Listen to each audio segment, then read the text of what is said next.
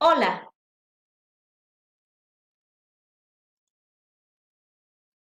el tema de esta sesión, falsos amigos, con la profesora Perla.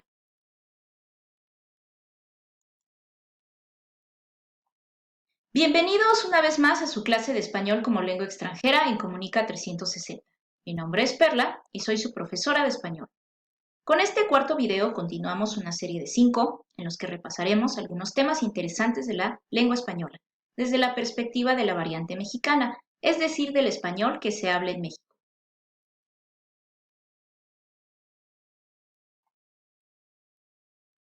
La sesión de hoy es muy especial porque retomaremos un poco la lengua portuguesa, que tiene aspectos muy interesantes, además de revisar un tema que puede causarnos confusiones. Es cierto, pasar por situaciones divertidas, pero también desagradables. Esta sesión puede ser útil porque se realizarán también ejercicios de comprensión lectora, así que te invito a ver todo el video.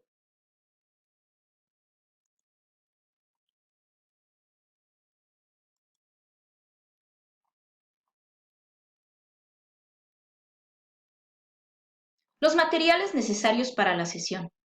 Para esta sesión puedes hacer uso de tu manual del alumno en las páginas 13 a 17. Recuerda que el enlace está disponible en la descripción de este video, además de tu libreta de notas para realizar apuntes sobre el tema de hoy. Y también se ocupará un texto que viene en otro libro de lenguas extranjeras. En este caso es un libro que se llama Voice Now. Es un libro diseñado para que los hispanohablantes puedan aprender portugués, especialmente el que se habla en Brasil. Solamente se ocupará uno de los textos que contiene, que está casi al principio del libro, pero todo estará en este video. Si lo deseas, puedes buscarlo.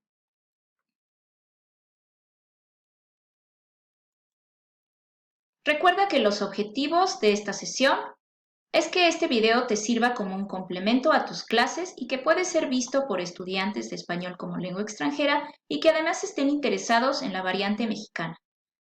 Las reglas, pon atención, por favor, a todo el video, aunque puedes poner pausa si lo requieres. Si tienes alguna duda, puedes dejarla en el espacio designado para los comentarios y recuerda repasar y practicar el tema.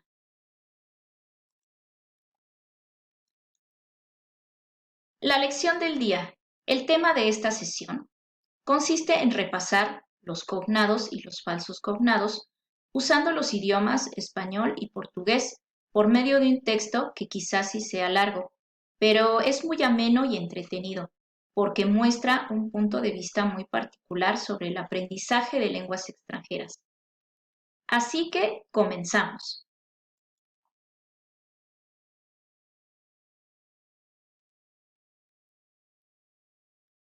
Para comenzar a adentrarnos en el tema de hoy, vamos a iniciar con una práctica de comprensión lectora, para la cual te voy a leer un texto.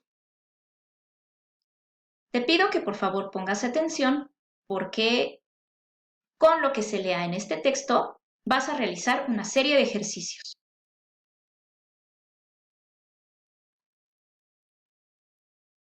Comenzamos.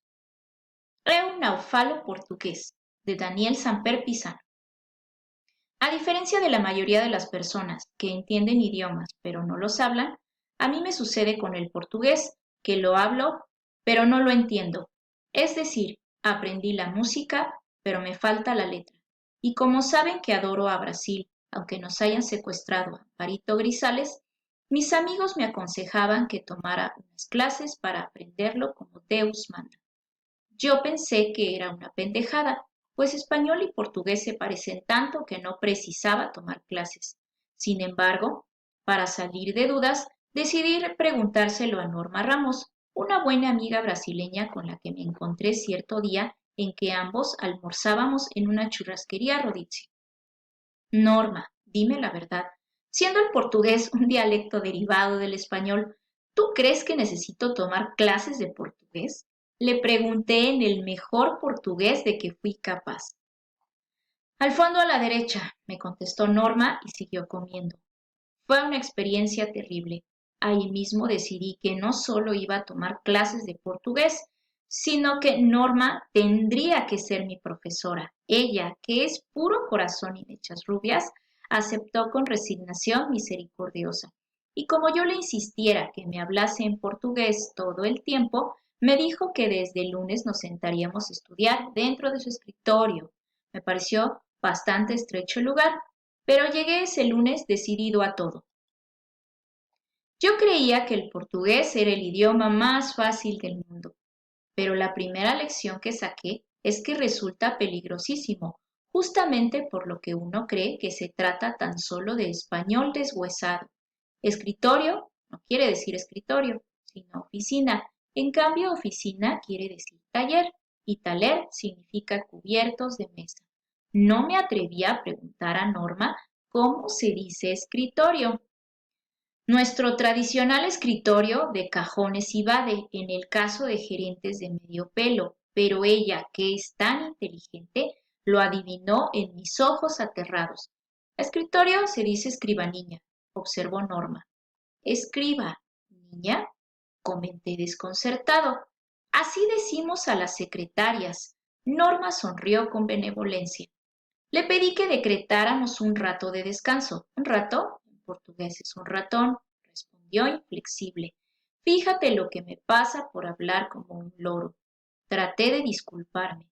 Un loro en portugués es un rubio, dijo ella, y rubio seguramente se dirá papagayo.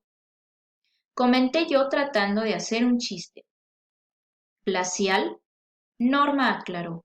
Ruibo es pelirrojo y papagayo es loro. Perdóname, Norma, pero es que yo hablo mucha basura. Basura no. Lixo.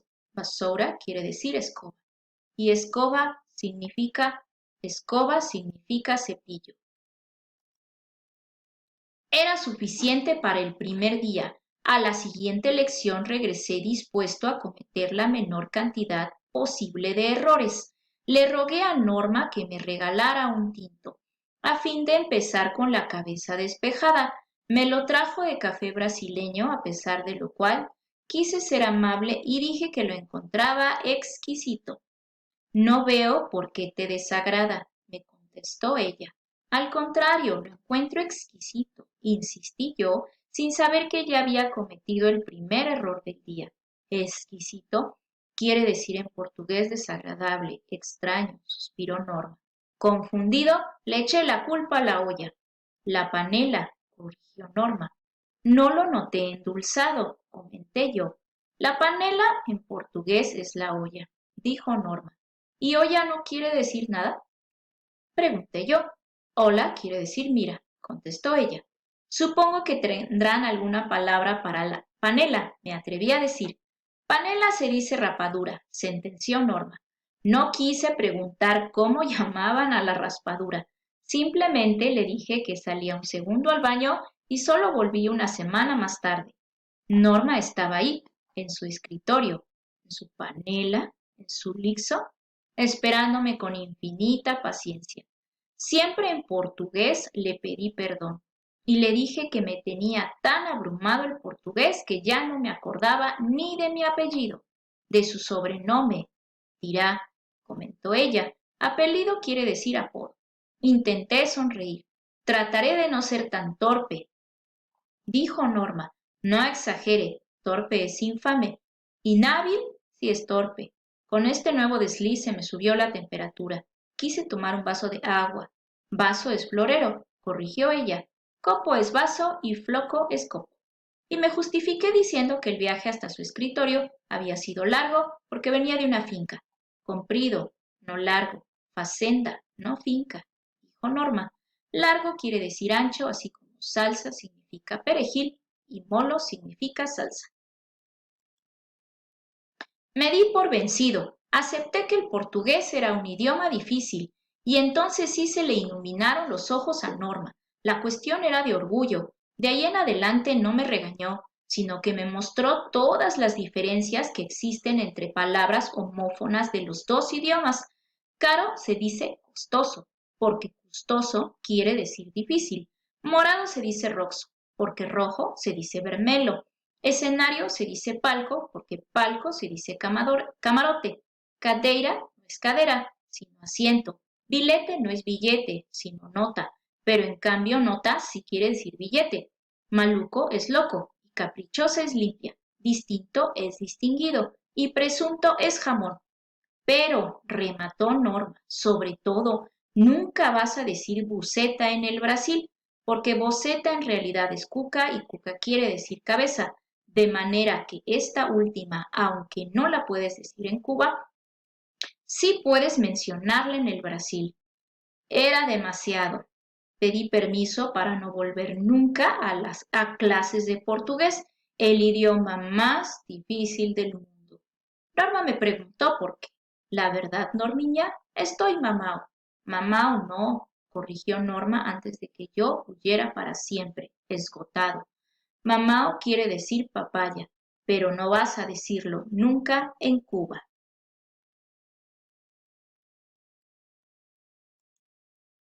Y aquí finaliza nuestro texto. ¿Pudiste seguir la lectura? O si no, también pudiste seguir la lectura sin necesidad de leer el texto. Si es así, te felicito. Y si no pudiste, para esto son los ejercicios de comprensión lectora, para seguir practicando más nuestra comprensión de textos sobre las ideas principales y sobre todo seguir aprendiendo sobre la lengua española. Para continuar con nuestra actividad que nos introduce al tema, vamos a hacer una identificación de falsos cognados, para lo cual requieres de tu texto, o si no, puedes seguir aquí el video. En el ejercicio número 1, después de haber escuchado y leído el texto, es momento de identificar y marcar los falsos cognados que pueden confundirse con palabras de la lengua española.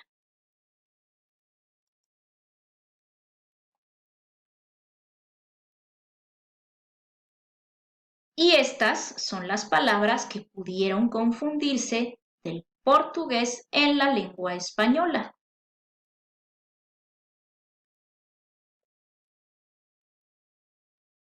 Como ves, algunas sí se parecen mucho al español y de ahí la confusión que nos marca el autor del texto.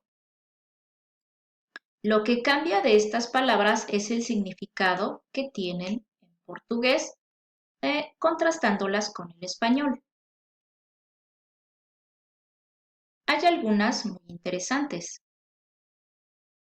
y algunas que incluso pueden hasta confundirse si las escuchas rápido.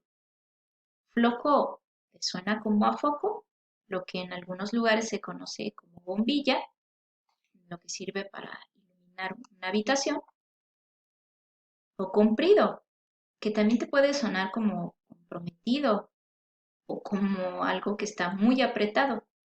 Incluso hasta puedes comenzar a intuir el significado de algunas de ellas, como realizar una adivinanza, porque si lees esta palabra, liso, y ya sea que tú no pronuncies la X o no la identifiques, puedes decir, ¡ah!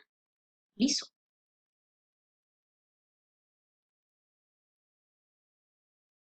Pues con estas palabras es con las que vamos a comenzar a adentrarnos más en el tema de la sesión de hoy. Todas ellas son palabras que si las ves a simple vista, puedes comenzar a intuir el significado de ellas. Márcalas en tu texto.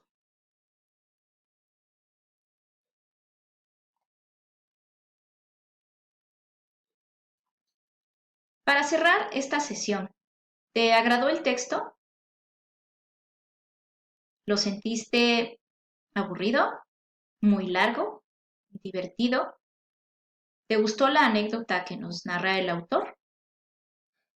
Y por supuesto, ¿has vivido algo similar? Porque esto suele darse mucho en el aprendizaje de lenguas extranjeras. Pero para eso estamos aquí, para seguir aprendiendo y guiarnos en el fantástico mundo del español.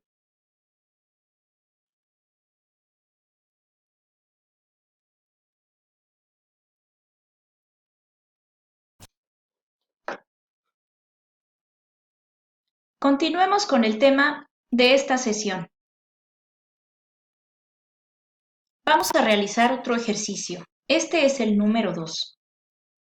Para comprender más sobre el texto y el mensaje del autor, te dejo algunas preguntas que puedes responder en tu libreta de clases o bien dejar tus respuestas en el espacio designado para los comentarios o incluso hasta en un pequeño espacio dentro del manual del alumno.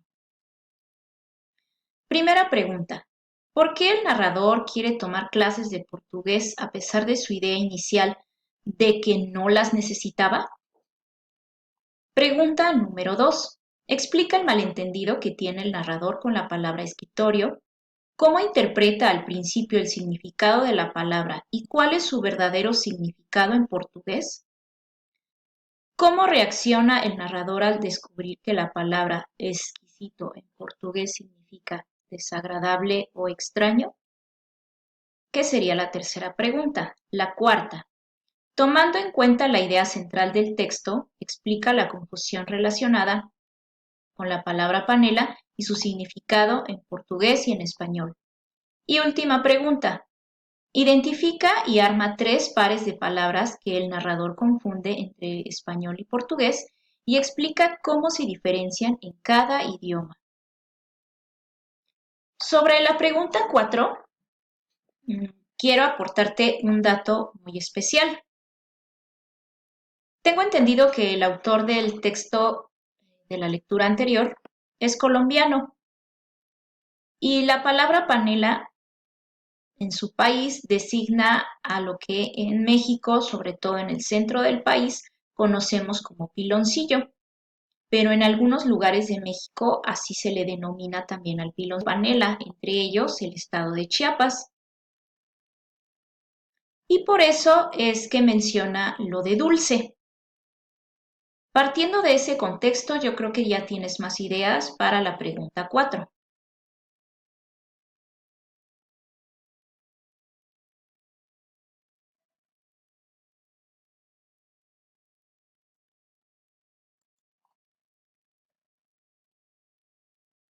Pasemos al siguiente ejercicio.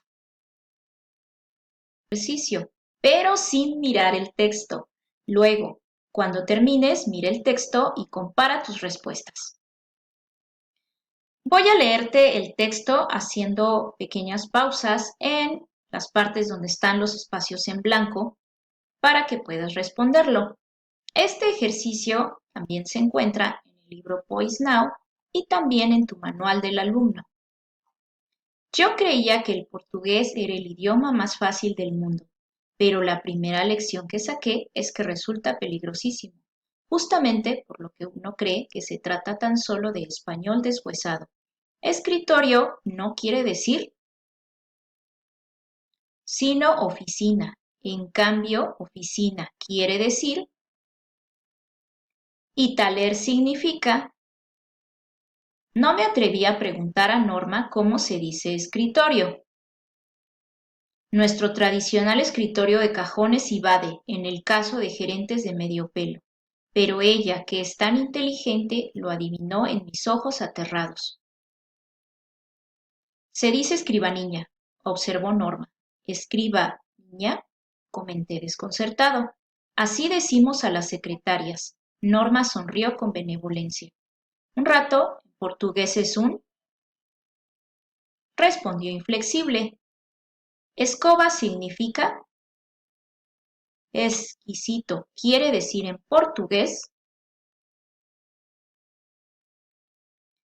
Suspiró Norma. Con este nuevo desliz se me subió la temperatura. Quise tomar agua. Vaso es, corrigió ella. Copo es, y floco es. Y me justifiqué diciendo que el viaje hasta su escritorio había sido largo porque venía de una finca. Comprido, no. Facenda, no. Dijo Norma. Largo quiere decir, así como salsa significa, Y molo significa me di por vencido, acepté que el portugués era un idioma difícil y entonces sí se le iluminaron los ojos a Norma. ¿Pudiste rellenar todos los espacios en blanco? Continuemos con la sesión. Aquí está el ejercicio en el texto para que puedas leerlo con más facilidad y también identificar dónde están los espacios en blanco. Recuerda, si está en tu manual del alumno.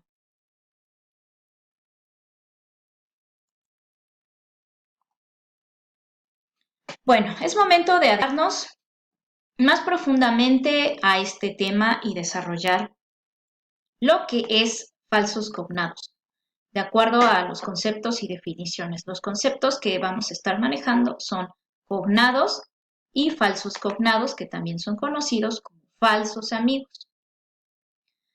Lo que se acaba de ver en el texto anterior es parte de un tema llamado cognados y falsos cognados, los cuales, como ya se mencionó, también se les denomina falsos amigos.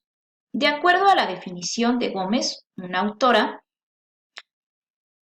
los cognados son términos con el mismo origen etimológico, pero con distinta evolución fonética. Estas palabras comparten significado, ortografía y pronunciación similares en los idiomas.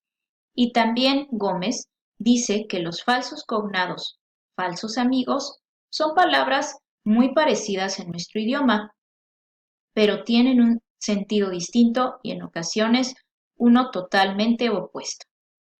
Esta situación es común y se presenta en todos los idiomas al comparar y enfrentar las palabras entre dos o más lenguas.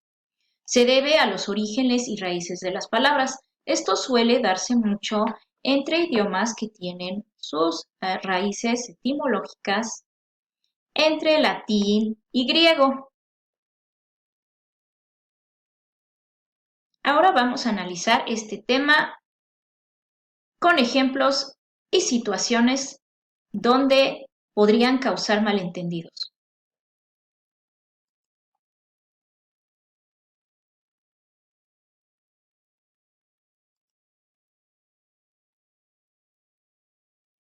Y vamos a contrastar lo que son los cognados y los falsos cognados a través de la lengua inglesa y española. Con respecto a la lengua inglesa y española, estos son algunos ejemplos de cognados. Como ya vimos, los cognados tienen un significado parecido o similar. Por ejemplo, las palabras en inglés important sí significa en español importante. Institution sí significa institución. Person sí significa persona. Y area sí quiere decir área en español. Y estos son ejemplos de algunos falsos cognados. Por favor, revisa los detalles. Aquí tenemos una palabra en inglés, actually. Su significado real es realmente, pero su significado falso es actualmente, y es uno que se suele interpretar mucho en español porque actually y actualmente se parecen mucho. Lo mismo con la palabra inglesa fabric, que quiere decir tela, pero que en español luego se le interpreta como fábrica. Y eventually, que su significado verdadero es finalmente, y en español suele interpretarse como eventualmente, lo cual es incorrecto. ¿Ya pudiste ver la diferencia entre cognados y falsos cognados? Continuemos. Algunos ejemplos más que nos aporta la autora, pero en este caso Agüera, son entre los idiomas español y portugués y entre el idioma español y francés. En el portugués encontramos palabras como estafa, que significa fatiga o cansancio, mientras que en el español sabemos que significa un engaño para burlar a alguien y robarle su dinero. Estafa no quiere decir lo mismo en portugués que en español. En el francés, por ejemplo, es muy común usar la palabra très para decir muy. Cette maison est très jolie, a pesar de que no es más que el tres del español con una tilde al revés. También se usa la palabra nombre para referirse a número.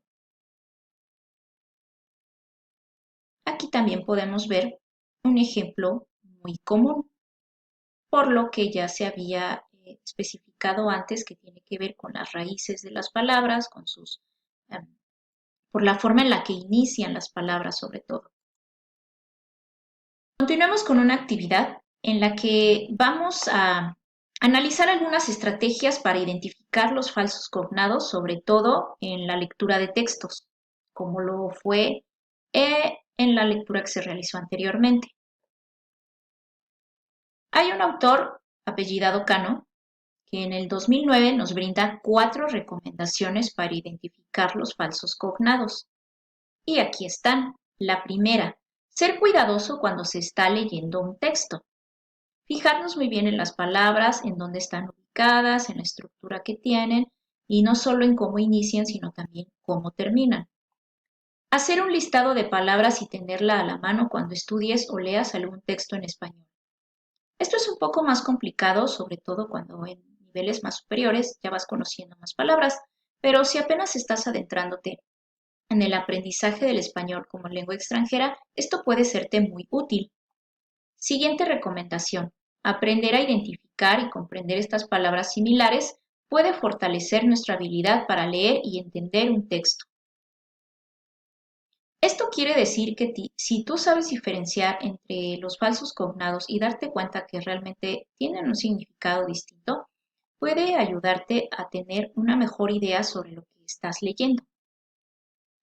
Y la cuarta y última estrategia que nos brinda es la de familiarizarnos con los cognados. Puede significar un gran avance en el proceso de aprendizaje, porque esto también te ayuda a comparar con tu lengua nativa y el español y ver esas diferencias y similitudes de palabras y poder tener una idea más sobre el idioma. Agüera también nos brinda 5 estrategias para identificarlos. La primera, no todas las palabras tienen el mismo significado. Interpreta la categoría gramatical de ambas palabras. Siempre ten en cuenta el contexto. Esto es muy importante. El contexto nos puede ayudar a conocer el significado real de una palabra. Consulta un diccionario, ya sea monolingüe o bilingüe, dependiendo tu nivel del dominio que tengas del idioma español, e incluso hasta los diccionarios electrónicos y algunos traductores de inteligencia artificial o de aplicaciones o diccionarios electrónicos pueden servirte para identificar y diferenciar los falsos cognados. Practica la nueva palabra usándola en oraciones escritas o habladas. Esto ya está comprobado. Si tú quieres adquirir realmente una palabra que estás aprendiendo, trata de pronunciarla 3 veces y luego utilizarla en 3 oraciones. Esto de forma hablada, pero también de forma escrita es muy útil.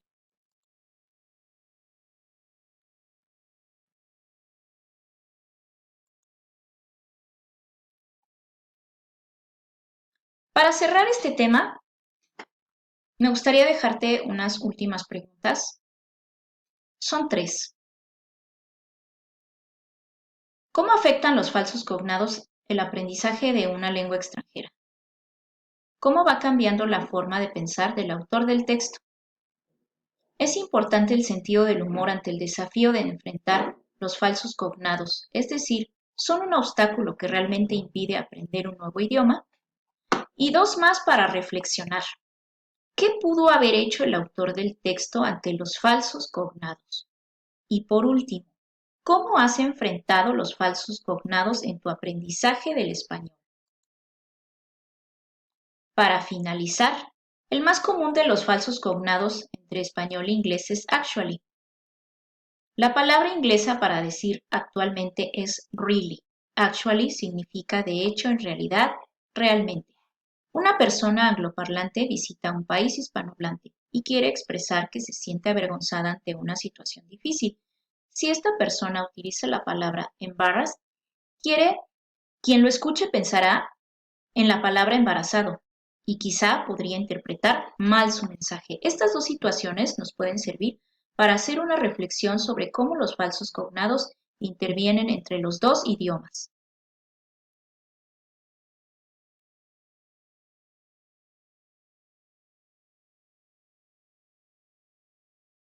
A modo de conclusión, Ahora que ya has repasado qué son los cognados y los falsos cognados, además de haber estudiado algunos ejemplos que pueden ayudarte a identificarlos y hasta poder intuir, o tal vez no, su significado real, ¿has empleado los cognados durante tu estudio de la lengua española?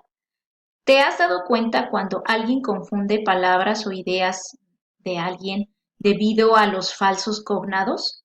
¿Los puedes identificar en conversaciones y lecturas?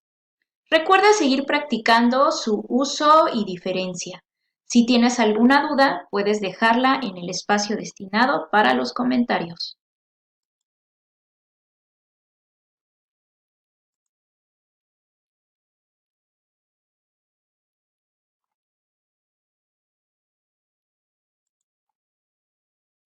Por último, te dejo algunas ligas, son 4, con recursos web adicionales donde puedes profundizar, estudiar y practicar mucho más acerca de este tema.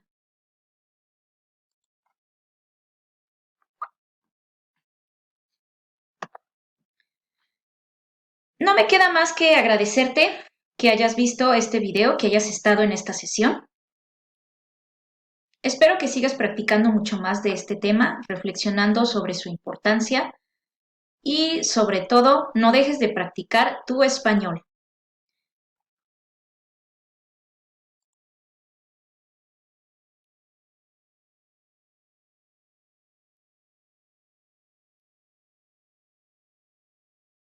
También, si lo deseas, puedes consultar nuestras referencias y fuentes de información.